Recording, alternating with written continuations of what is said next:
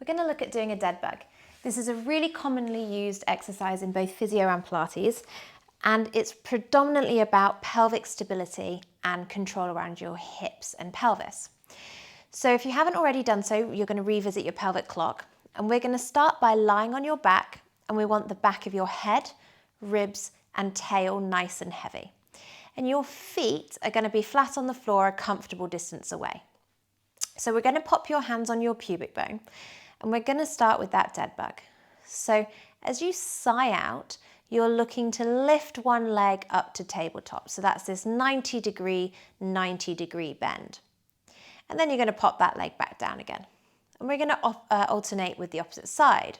So you're going to lift one leg up and you're going to put it back down again. And we're just going to keep going through that. So this is almost like you're walking. So what you should start to notice is that if you press down into the leg that's staying still, it will help the other leg to come back up again. So that will give you a little bit of stability through your pelvis. If you sigh as you lift, you're going to engage your abdominal muscles, but also stabilize through your innate stability, so through your diaphragm and pelvic floor.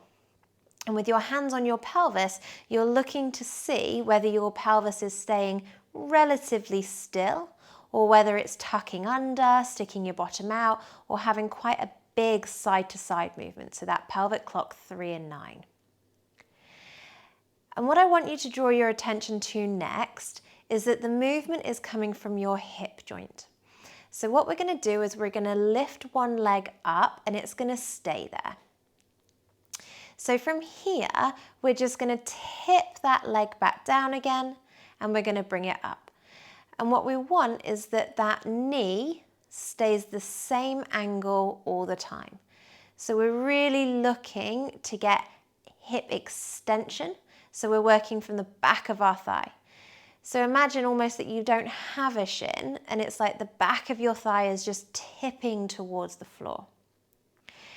And if you're feeling this a lot in your hip flexors, that's okay, because you are flexing your hips, so those muscles at the front of your thigh will be working. But when we come up to the top, just pause. And we want to have this feeling that your thigh is almost sinking into your hip socket. So when you're here, can you really spread through the back of your pelvis and let go through your sit bone so your thigh can just drop into the floor? And what we want to feel as we start this movement again is you'll get a little bit of tummy tension across your lower abdominals as you start to take that leg down again. But you should still be able to breathe. You should still be able to hold a conversation. And the curves in your spine, so those 3 heavy points, which are the back of your head, back of your rib cage, and back of your tail, doesn't really change.